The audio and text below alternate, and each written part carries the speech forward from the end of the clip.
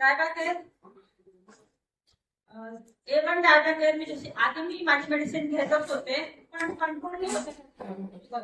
Reverse करण्याचं कधी वाटलंच नव्हतं.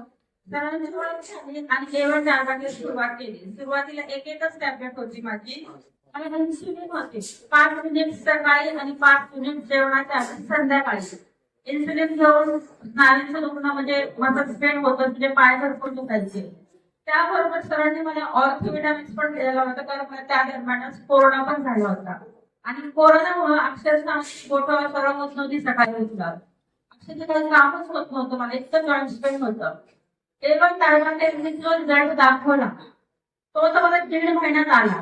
पण त्या अगोदर ऑर्थो समर्थांचं आपलं जे सोनं आहे मी म्हणेन समज ऑर्थोविटामिन्स याच्या 8 दिवसात मला म्हणजे त्रास होतही नव्हता हे कळलंच नव्हतं.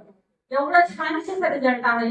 आणि डायबेटिसचं माझं HbA1c जर कोणी डॉक्टर असेल तर त्यांना कळेल किंवा घरी कोणाला डायबेटिस पेशंट असेल तर त्यांना लक्षात येईल.